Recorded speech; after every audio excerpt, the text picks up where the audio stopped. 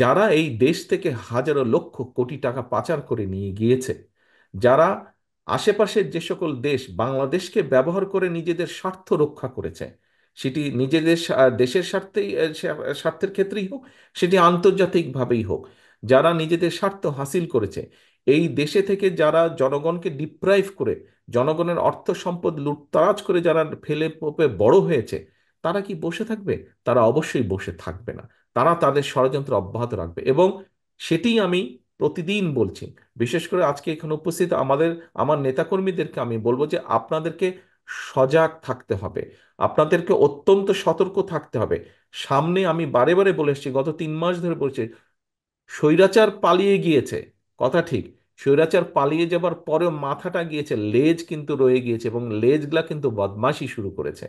কাজে এই বিষয়ে আমাদেরকে সতর্ক থাকতে হবে, এই বিষয়ে আমাদেরকে সতর্ক থাকতে হবে, আমাদেরকে অ্যালার্ট থাকতে হবে, মানুষকে সতর্ক রাখতে হবে। গত 2 দিনের বিভিন্ন পত্রপত্রিকাগুলো আপনারা দেখেন, ঢাকা শহর সহ বিভিন্ন জায়গার আপনারা নিউজগুলো দেখেন। এটা বোঝার জন্য কোনো খুব বুদ্ধিমানের হওয়ার প্রয়োজন নেই। স্বাভাবিকভাবেই আপনারা নিউজগুলো পড়লে, একটা পত্রিকা পড়লেই আপনারা বুঝতে পারবেন কোথায় জানি কিছু একটা হচ্ছে। কাজেই যারা ষড়যন্ত্র করছে তারা কিন্তু বসে নেই। আমরা হচ্ছি গণতন্ত্রের পক্ষের শক্তি। আমাদের সাথে লক্ষ কোটি মানুষ এই দেশের আছে। আর যারা ওইসব করছে তারা হচ্ছে ষড়যন্ত্রকারী। তাদেরকে রাতের আধারেই ভোট করতে হয়, তাদেরকে দামি নির্বাচনই করতে হয়, তাদেরকে নিশি রাতের নির্বাচনই করতে হয়।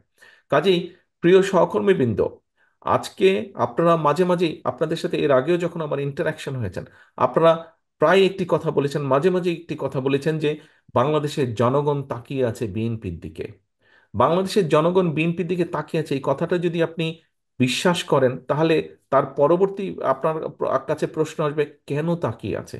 কারণ অতীতে, হ্যাঁ, আমরা যখন দেশ পরিচালনা করেছি অতীতে, আমরা চেষ্টা করেছি সবকিছু যে আমরা করে ফেলতে পেরেছি, নট দ্যাট।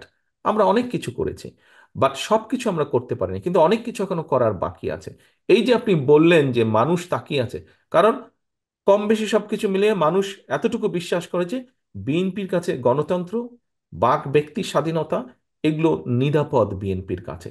সেজন্যই কিন্তু বিএনপি সরকার পরিচালনা করলে হয়তো অনেক কিছু করতে পারবে না, কিন্তু কিছুটা হলো বেটার কিছু করতে পারবে বিএনপি। এইটুক বিশ্বাস মানুষের মধ্যে আছে বলেই কিন্তু মানুষ বিএনপির দিকে তাকিয়ে আছে, বিএনপির উপরে মানুষ আস্থা রাখে। কিন্তু প্রিয় সহকর্মী, প্রিয় নেতৃবৃন্দ, আজকে এই ঘরে আপনারা যারা বসে আছেন, আপনাদের সাথে আপনাদের আরো যারা লক্ষ লক্ষ সহকর্মী যারা এই ঘরে নেই কিন্তু ছড়িয়ে ছিটিয়ে আছে সমগ্র সিলেট বিভাগে, আপনারা প্রত্যেকেই কিন্তু বিএনপির প্রতিনিধি। আপনাকে দেখেই কিন্তু মানুষ বিএনপিকে বিচার করবে। আপনাদের প্রত্যেককে দেখে কিন্তু মানুষ বিএনপিকে বিচার করবে যে বিএনপি কি করবে।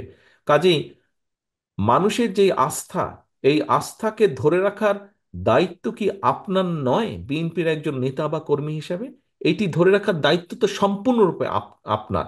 এটি জনগণের কিন্তু এই দায়িত্ব না ধরে রাখা। জনগণের আস্থা ধরে রাখার দায়িত্ব আপনার।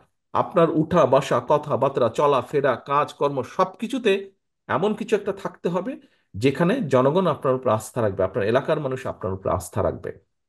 কারণ আজকে কোনোভাবে যদি এটি একজন রাজনীতিবিদ, এখানে আপনারা যারা বসে আছেন আপনারা পোড় খাওয়া রাজনীতিবিদ, বিশেষ করে গত পলাতক স্বৈরাচারের সময় এখানে উপস্থিত বিএনপির প্রতিটি নেতাকর্মী জেল জুলুমের শিকার হয়েছেন, অত্যাচার নির্যাতনের শিকার হয়েছেন। কাজেই এই এক্সপিরিয়েন্স থেকে আপনাদেরকে একটি জিনিস বুঝতে হবে, আজকে বাংলাদেশের সবচাইতে বড় রাজনৈতিক দল বিএনপি। বিএনপি যে যত কথাই বলুক, এইটুক বোঝার ক্ষমতা আপনার আছে